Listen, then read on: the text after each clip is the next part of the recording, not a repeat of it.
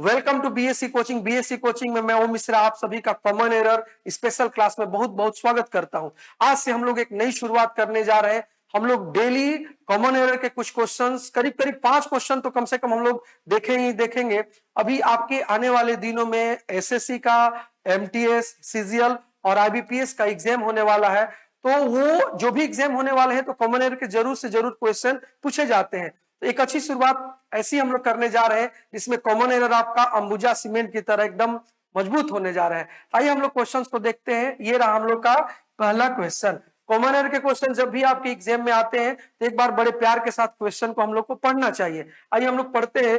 What sort of the people are they who always fight for worthless matter. देखिए common error के question में ये पहला सवाल है, तो इसमें हम लोग का एक सेंटेंस रहता है जिसको ए बी सी डी या 1 2 3 4 5 में हम लोग को बांट दिया जाता है। उसमें इंस्ट्रक्शन क्या रहता है कि find out the part which has an error, मतलब उस हिस्से को आपको बतलाना होता है जिसमें कोई एरर है। अगर कोई एरर नहीं है तो हम लोग उसका आंसर नो एरर करते हैं। और आपको इंस्ट्रक्शन में भी दिखा रहता है कि पंक्चुएशन को इग्नोर करके हम लोग चलेंगे। आइए पहले क्वेश्चन को एक बार और देखेंगे। What sort of the people. अब देखिए ये जो क्वेश्चन है ना, आर्टिकल टॉपिक से रिलेवेंट है।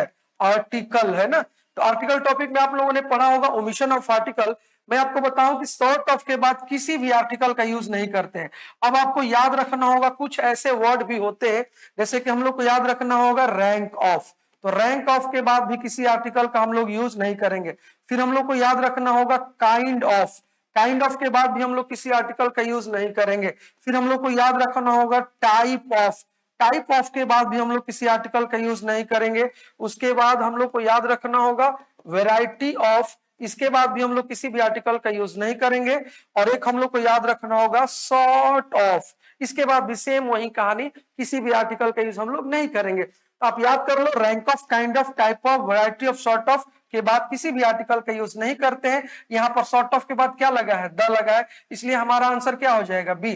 चूंकि किस पार्ट में एरर है तो बी में एरर है। आपको समझ में आ रही है। और ये बहुत कीमती रूल है, मैं आपको बता देता हूं। और जब बात हो रही है कि जब ये वेरी वेरी इंपॉर्टेंट रूल है, कीमती रूल है, तो हम लोग इसको लंबे समय तक जरूर याद करेंगे। आप लोग शिल्पा शेट्टी को जानते होंगे। शिल्पा शेट्टी के हस्बैंड का नाम भी जानते होंगे, राज कुंद्रा। तो एक बार शिल्पा शेट्टी अपने हस्बैंड को बोलती है, राज कुंद्रा साहब से, कि आप दिन भर बैठे रहते हैं, जियो का जो नेट पैक है वो भी महंगा हो चुका है और चलाते रहते हैं, तो ऐसा करिए, कुछ करिए। तो बोला कि अरे तुम हो और हमारा भी बिजनेस चल रहा है। फिर भी बोले कि नहीं, मेरा बात मानिए, कुछ करिए, आप एक टीवीएस का शोरूम खोल दीजिए, है ना, और चलते रहेगा, कुछ आता रहेगा, आप भी बजे रहेंगे, उसमें मन आपका लगा रहेगा।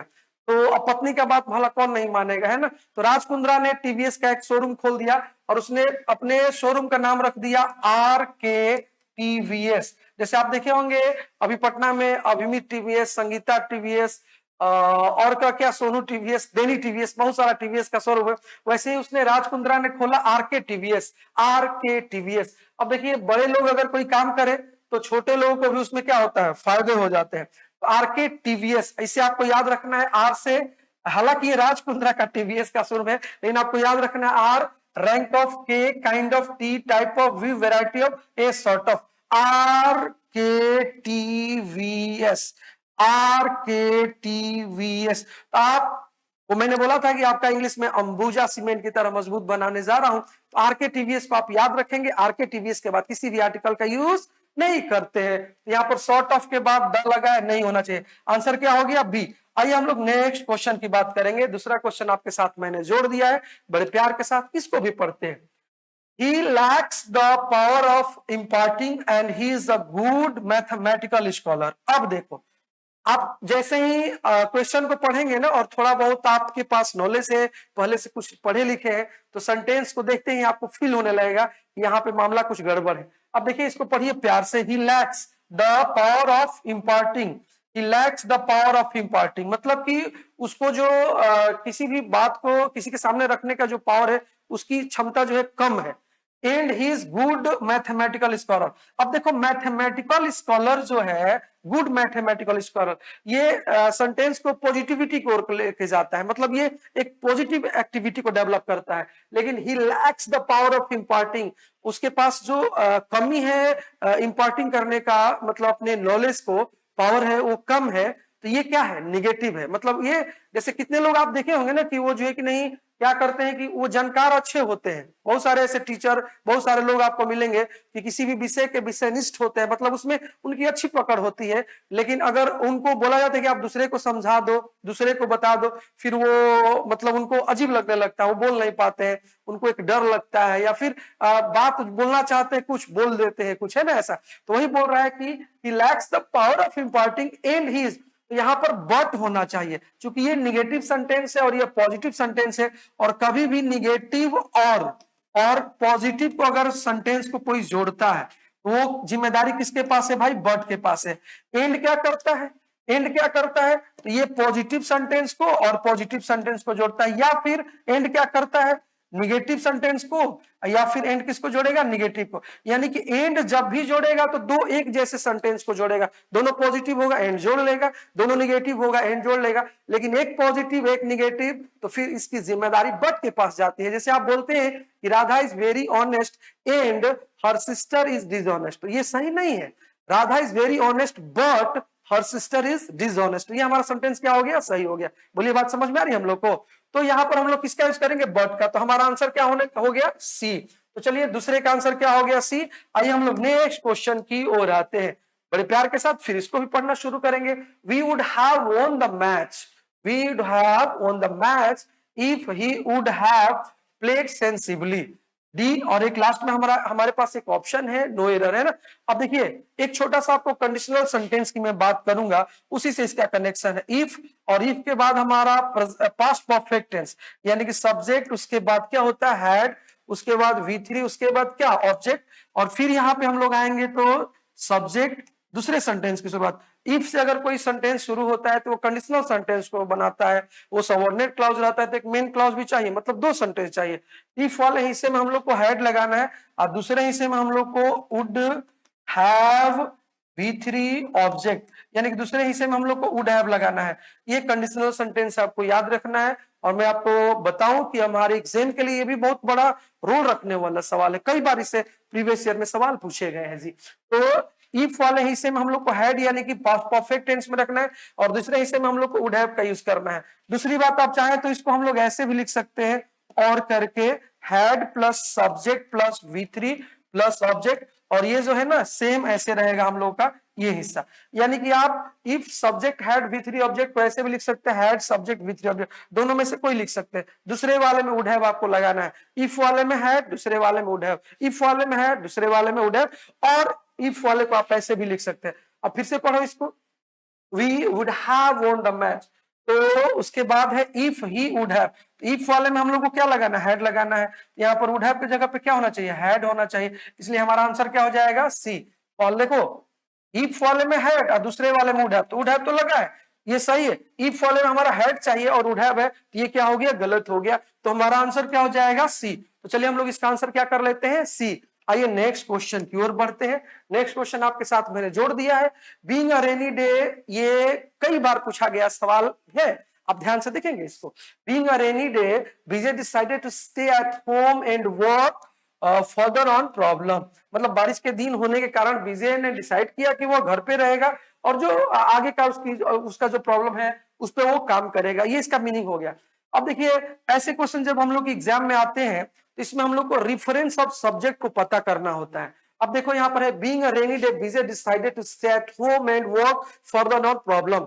मैं एक दो बार सेंटेंस को इसलिए पढ़ रहा हूं कि बार बार पढ़ने से आप उस जगह पर पहुंचना चाहते हैं कि जहां पे एरर है, जहां पे कोई कमी है, सेंटेंस में कोई स्पॉटिंग करने का मौका आपको मिले, उस जगह पे आप पहुंचना चाहते हैं। बार बार पढ़ने का मतलब ये है।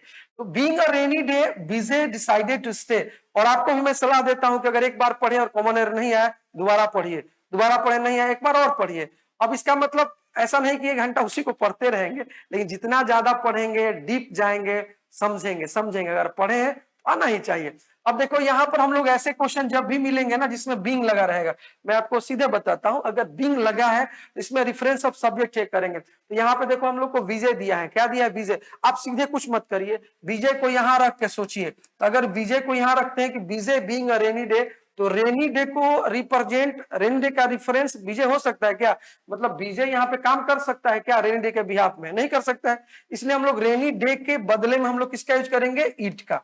ईट, तो इसका रेफरेंस क्या डालेंगे? तो हमारा होना चाहिए it being a rainy day, BJ decided to stay at home. यानी कि बीजे जो है यहाँ पर काम नहीं कर रहा है रेनी डे के लिए, इसलिए हम लोग रेनी डे के लिए क्या लिखे? ईट। अगर बीजे काम करता तो हमें रेफरेंस लिखने की कोई जरूरत नहीं है। जैसे एक एग्जांपल आप समझिए, जैसे यहाँ पर एक सेंटेंस है कि being the best student, being the best student Raju was chosen for the award, है ना? मतलब कि अच्छा, सबसे अच्छा स्टूडेंट होने के कारण राजू को अवार्ड के लिए चुना गया। अब राजू को आप बीइंग के पहले रख के सोचिए, सोचना है, लिखना नहीं है। राजू, तो Raju being the best student, सबसे अच्छा स्टूडेंट कौन है? राजू, और राजू को अवार्ड के लिए चुना गया था, है ना? ऐसा ऐसा बोलना चाहते हैं। तो यहाँ पर अब देखो आप लोग, राजू जो है यहाँ पर स्टूडेंट, बेस्ट स्टूडेंट कौन है? राजू। तो राजू इस सेंटेंस का रेफरेंस ले रहा है, सूट कर जा रहा है यहाँ पे। तब हम लोग को अलग से यहाँ पर रेफरेंस स्टूडेंट का नहीं डालना है। अगर सूट नहीं करता, जैसे यहाँ पर बीजे जो है ना शुरू में सूट नहीं कर पा रहा है, तो हम लोग रेनी डे के लिए बदले में क्या लिखेंगे? तो हमारा आंसर क्या हो जाएगा? ए। आंसर क्या हो जाएगा? ए। आइए हम लोग नेक्स्ट क्वेश्चन की बात करते हैं, पांचवा। is conscious and engaged in her work no error। चलिए फिर से इसको बड़े प्यार के साथ हम लोग पढ़ते हैं। she is conscious and engaged in her work। अब देखो यहाँ पर हम लोगों ने दो वर्ड को, एक conscious को और किसको? engaged को, है ना? ये दोनों एडजेक्टिव है, यहाँ पे हमारे वर्ब भी हो सकते हैं। एक बहुत बढ़िया रूल आपके साथ में शेयर कर रहा हूं कि जब दो वर्ड, वो एडजेक्टिव हो चाहे वर्ब हो, कोई दो वर्ड हो, अगर एंड से जोड़ते हैं तो दोनों का प्रीपोजिशन अगर सेम रहेगा तो सिर्फ एक प्रीपोजिशन देंगे आखिरी वाले के साथ, मतलब दूसरे वाले के बाद। और अगर दोनों का प्रीपोजिशन अलग अलग रहा तो दोनों का प्रीपोजिशन अलग अलग लिखना पड़ेगा। जैसे अब देखो, she is conscious and engage. Engage के साथ हम लोग किसका यूज करते हैं? इंगेज के साथ फिक्स प्रीपोजिशन क्या आता है? इन आता है। और आपको मालूम होना चाहिए कि कंसस के साथ क्या आता है? ऑफ आता है। अगर कंसस के साथ इन आता तो हमें दोबारा यहाँ पे इन नहीं लिखना है। जैसे मान लो आप लोग जानते होंगे कि इंटरेस्ट के साथ क्या आता है? इंटरेस्टेड अगर यहाँ पे रहता तो इसके साथ क्या आता है? इन आता है। तो इंटरेस्टेड के साथ भी इन आएगा और इंगेज के साथ भी क्या आएगा? इन आएगा। तो हमें अलग से यहाँ पे इन लिखने की जरूरत नहीं है। लेकिन यहाँ पे कंसस है और इसके साथ ऑफ आता है और यहाँ पे इंगेज के साथ क्या आता है? इन। तो इंगेज अपना प्रीपोजिशन लेके चल रहा है, लेकिन कंसस बेचारा अपना प्रीपोजिशन लेके नहीं चल रहा है, इसलिए हम लोग वहां पे ऑफ डालेंगे क्योंकि इसके साथ फिक्स प्रीपोजिशन ऑफ आता है। तो हमारा सही सेंटेंस हो जाएगा she is conscious of and engage in her work no error. क्या हो गया? डी। तो हमारा आंसर क्या हो जाएगा? बी। बोलिए ये बात आपको समझ में आ रही है क्या? तो दो वर्ड को एंड से जोड़ेंगे और दोनों का प्रीपोजिशन सेम रहेगा। जैसे आप बताइए, प्लीज्ड है, आप जानते होंगे प्लीज, तो प्लीज के साथ हम लोग किसका यूज करते हैं? विद का यूज करते हैं। और अगर सेटिस्फाई है, सेटिस्फाइड, इसके साथ भी किसका यूज करते हैं? विद। तो दोनों का प्रीपोजिशन क्या है? सेम है। तो दोनों को अगर एंड से जोड़ेंगे तो जो दूसरा रहेगा उसके बाद विद लगाएंगे, पहले के बाद लगाने की जरूरत नहीं है। लेकिन बाय द वे यहाँ पर हम लोग सॉग्ड लिखते हैं। क्या लिखते हैं? सॉग्ड। तो आप जानते होंगे सॉग्ड के साथ क्या आता है? एट आता है। और सेटिस्फाई के साथ क्या आता है? विद। तो अगर हम लोग लिखते हैं कि सी सॉग्ड एंड सेटिस्फाइड विद तो गलत हो जाएगा। सी सॉफ्ड एट एंड सेटिस्फाइड विद, क्योंकि दोनों का प्रीपोजिशन अलग अलग है तो दोनों का हम लोग अलग अलग प्रीपोजिशन लिखेंगे। दोनों का सेम रहेगा, सिर्फ दूसरे वाले के बाद लिखेंगे। बोलिए आप बात समझ में आ रही है हम लोग को? तो आज के क्लास में बस इतना ही। और आप बताएंगे ये वीडियो आपको कैसा लगा। अगर आपको अच्छा लगता है, आपके एग्जाम के लिए लगता है कि ये बहुत अच्छा है, बहुत रिलेवेंट है, तो इस तरह के वीडियो रोज आते रहेंगे। तो आप हमारे YouTube चैनल को सब्सक्राइब कर लें, लाइक कर लें और इस तरह के वीडियो रोज मैं ओम मिश्रा आपके साथ जोड़ूंगा ही जोड़ूंगा। आज इतना ही। That's over. Love you.